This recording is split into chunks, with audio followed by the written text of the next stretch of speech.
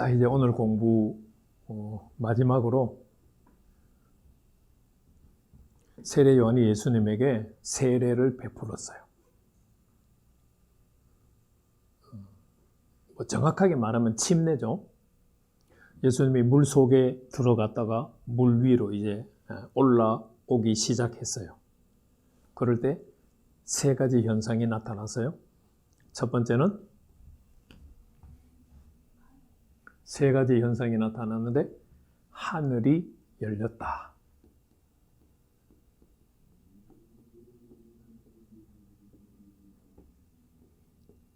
두 번째로는 성령이 비둘기같이 임했다.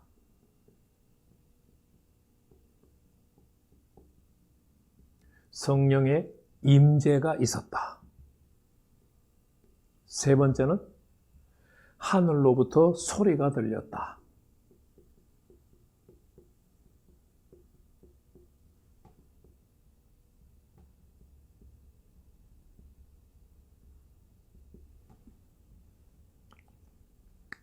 도대체 이게 무슨 의미를 가지고 있느냐라는 거예요. 그러고 보니까 그 전에 하나 더 살펴봐야 될 게 있네요.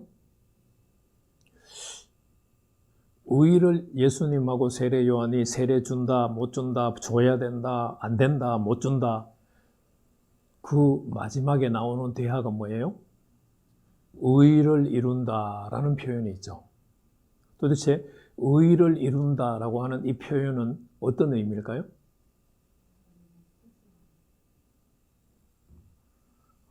전통적인 해석은 예수님 죄가 있으신가요? 없으신가요? 없으신 분이시죠. 그런데 예수님이 왜 세례를 받아야 돼요? 죄인들을 대신해서 세례를 받잖아요. 그래서 의를 이룬다고 하는 말은 죄 없으신 예수님이 죄인들을 위해서 대신해서 세례를 받아야 하기 때문에 의를 이루는 것이다 라고 해석을 해요.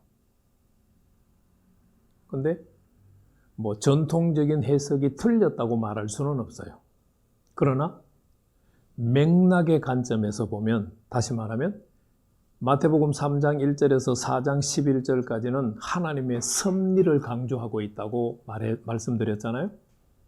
하나님의 섭리라고 하는 관점에서 의를 이룬다고 해석을 하면 지금 우리가 해석하는 것과는 전혀 다른 해석이 나와요. 세례 요한을 세우신 분이 하나님이시죠. 하나님께서 세례 요한에게 세례를 베풀라고 하는 사명을 주신 거죠. 그러면 예수님에게 세례를 받으라고 하는 사명도 누가 주셨을까요? 말할 필요가 없죠. 하나님이 주신 거죠. 그래서 의를 이룬다고 하는 것을 마태는 장황하게 설명 안 했잖아요. 세례 요한과 예수님의 대화 속에서 아주 간결하게 정리를 했잖아요. 세례 요한이 예수님 세례 못 베풀어요. 내가 예수님한테 세례를 받아야 되는데 어떻게 예수님이 저한테 세례를 받으려고 하세요? 저는 예수님한테 세례 못 베풀어요 하니까 예수님이 이렇게 하는 것이 의를 이루는 것이다. 그렇게 아주 간략하게 정리를 했어요. 이렇게 하는 것이 무슨 의미예요? 하나님 아버지께서 세례 요한 당신에게 세례 베푸는 사명을 주셨고 나에게는 세례 받을 사명을 줬으니까 당신은 세례를 베풀고 나는 세례를 받는 것이 의를 이루는 것이다 라는 뜻이에요. 우리가 맥락을 무시하고 자꾸 성경을 해석하면 자의적인 성경 해석이 돼요.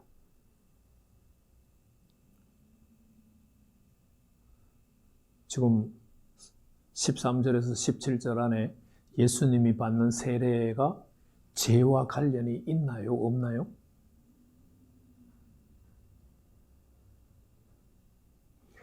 한 문장이라도, 한 단어라도 죄와 관련된 표현이 나오나요? 안 나오나요? 안 나오죠? 아니, 한 단어라도 죄와 관련된 표현이 안 나오는데 우리는 지금 현대 기독교에서는 의를 이룬다고 하는 것이 죄 없으신 예수님께서 죄인들을 위해서 대신해서 세례를 받으시니까 대속의 세례다. 그것이 의를 이루는 것이다. 이렇게 해석하는 것은 그건 자의적이에요. 세례를 받는 결과가 어떻게 나타나요? 이제 우리가 공부해야 될 내용이죠. 예수님이 세례를 받자 세 가지 현상이 나타나잖아요. 첫째, 하늘문이 열렸어요. 세례 요한은, 마태는 이 이미지를 어디서 가져왔을까요? 하늘이 열렸다?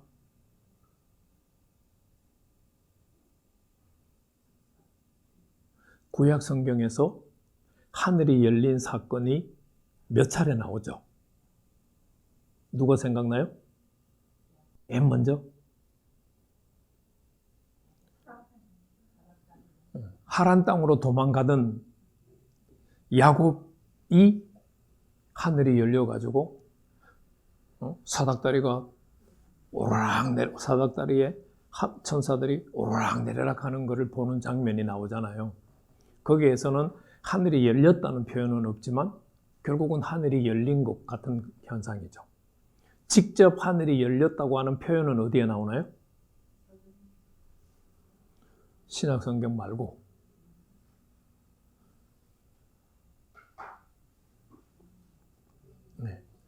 에스겔서 1장 1절에 에스겔이 본 첫 번째 환상에 나타납니다. 에스겔 선지자가 그발 강가에 있을 때 하늘이 열렸는데 보니까 하나님이 계시는 거예요. 지금 예수님이 세례를 받는 장소가 어디예요? 요단강이죠. 그발강하고 요단강하고 장소는 다르지만 똑같이 강가죠. 그러니까 지금 마태가 세례 요한이 예수님을 세례 주는 장소가 요단강인데 그 강에서 세례를 받을 때 하늘문이 열렸다라고 하는 이 이미지는 아마도 에스겔의 환상에서 가져왔을 가능성이 제일 큰 것 같아요. 하늘이 열렸다고 하는 이 표현을 통해서 뭘 얘기하고 싶을까요? 하나님의 역사가 일어나기 시작했다는 것을 얘기하고 싶은 거예요. 자, 하나님의 역사가 어떻게 일어났어요? 성령이 비둘기처럼 임하는 역사가 일어났죠.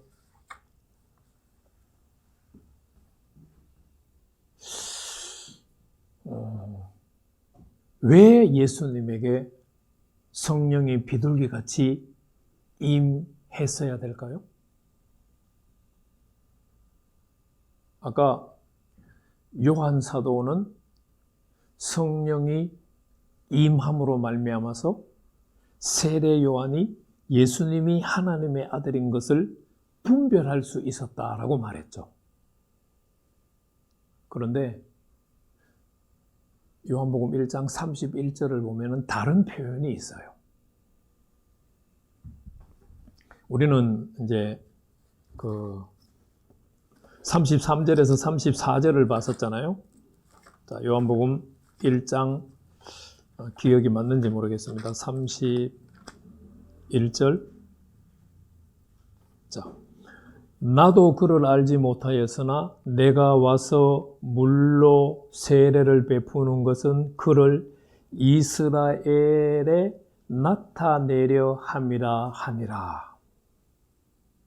이 요한복음 1장 31절을 가지고 해석을 하면 물론 세례와 연결되어 있지만 성령이 예수님에게 임하시는 것은 이스라엘 백성들에게 드러내기 위해서예요. 왜 그렇죠? 구약 성경에서 메시아 앞에 누가 와야 돼요? 엘리야가 와야 되잖아요. 백성들은 지금 세례 요한을 누구로 이해하고 있어요? 말라기서에서 약속한 엘리야로 이해를 하고 있어요. 메시아 앞에 메시아의 시대를 준비하는 엘리야로 이해를 하고 있어요. 그 세례 요한이 세례를 베풀 때 성령이 임하신다고 하는 말은 바로 메시아를 이스라엘 백성들에게 드러낸다라고 하는 의미로 해석할 수가 있어요. 요한의 말씀을 빌리면. 그러면 마태는 어떤 의도로 성령이 임했다는 것을 기록하고 있을까요? 이미 성령님의 역할은 앞서서 한번 기록을 했죠. 어디죠? 1장 18절 이하에서 예수님의 탄생 기사에서 성령의 역할을 언급했습니다. 그죠? 마리아가 잉태할 때 누구의 도우심으로 잉태를 했어요? 성령의 도우심으로 잉태를 했어요.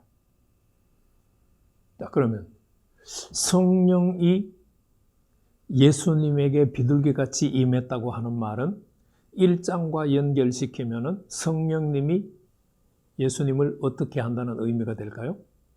도우신다는 의미가 되겠죠.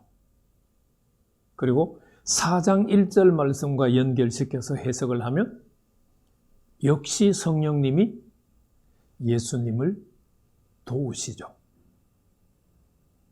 성령께서 예수를 이끄시고 마귀에게 시험받으러 강야로 가요. 그래서 1장과 4장을 맥락 속에서 해석을 하면 성령님이 예수님에게 비둘기같이 임한 것은 예수님을 도우시기 위해서예요. 이 말씀들이 이제 어디서 직접적으로 나타나나요? 마태복음 12장에서 나타나죠.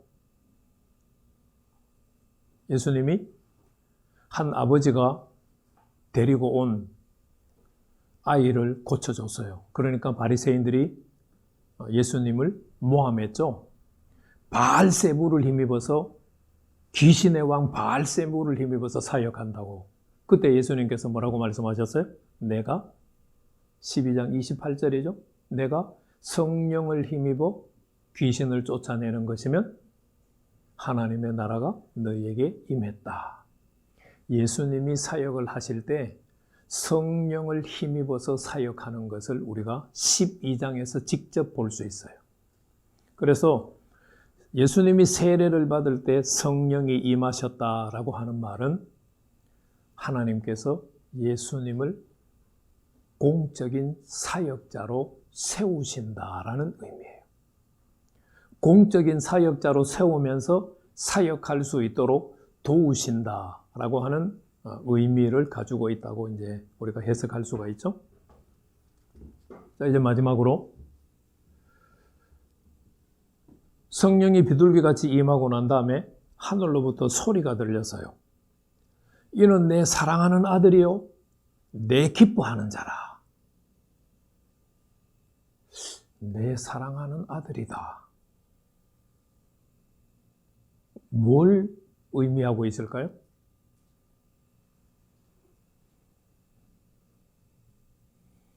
우리가 이스라엘 문화에 많이 약하잖아요. 이스라엘 문화에서 아버지와 아들의 관계를 우리가 이해할 필요가 있어요. 우리나라는 아들이 아버지의 직업을 이어받는 경우 몇 %쯤 될까요? 일본은 퍼센테이지가 굉장히 높다고 그래요. 우리나라는 거의 잘 안 이어봤죠. 유대 문화에서는 아들은 아버지의 일을 이어받아서 하는 자예요. 아버지와 아들의 관계를 우리가 그렇게 정의할 수 있어요. 근데 성경을 보면 예수님이 법적인 아버지인 요셉의 일을 이어받았다는 표현이 있나요, 없나요?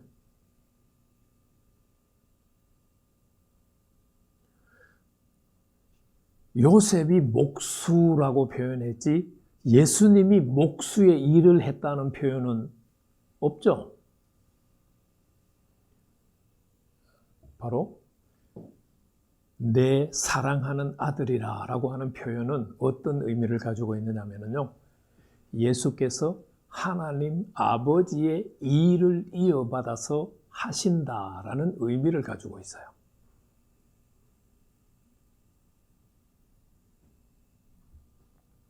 내 기뻐하는 자라.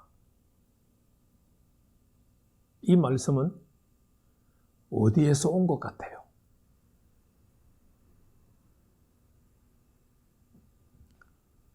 이사야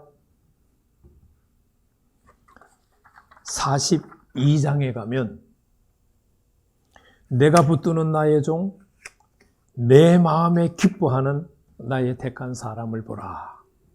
아마도 마태가 세례 요한이 세례를 줄 때에 하늘에서 들려온 소리 가운데 두 번째, 내 기뻐하는 자라 라고 하는 이 표현은 이사야 42장 1절에서 가져왔을 가능성이 제일 커요. 여기서 내 기뻐하는 자다라고 하는 말은 무슨 의미를 가지고 있어요? 내가 세우는 사역자다라는 의미를 가지고 있어요.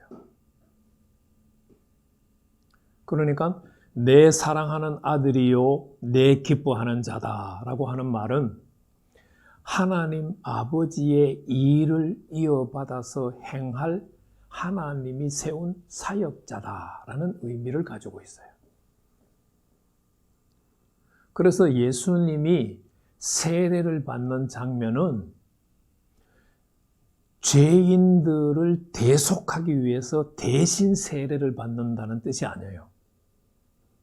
예수님이 세례를 받음으로써 하늘나라를 세워가는 공적인 왕으로 임명을 받는다는 뜻이에요. 우리가 그것을 놓치면 안 돼요. 이 세례의 장면은 공적 사역자로 임명을 받는 모습을 우리한테 보여주는 것이지 죄인들의 죄를 대속하기 위해서 세례를 받는다는 것은 어디에도 찾아볼 수 없는 해석이에요.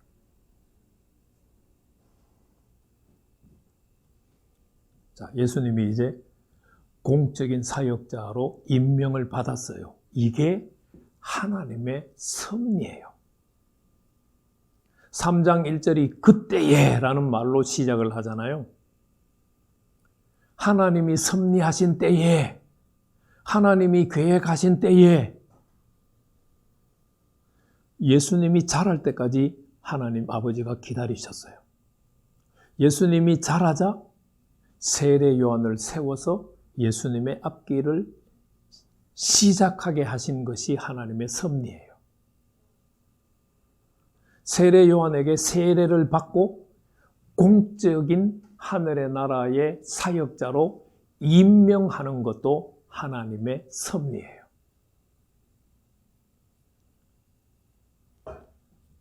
그래서 마태복음 3장 전체는 무엇을 강조해주고 있느냐 하면은 하나님의 섭리로 모든 것이 시작이 됐고 하나님의 섭리로 그것이 진행되고 있다. 그리고 하나님의 섭리로 예수님이 공적인 사역자로 세워졌다라는 것을 우리한테 알려주고 있습니다.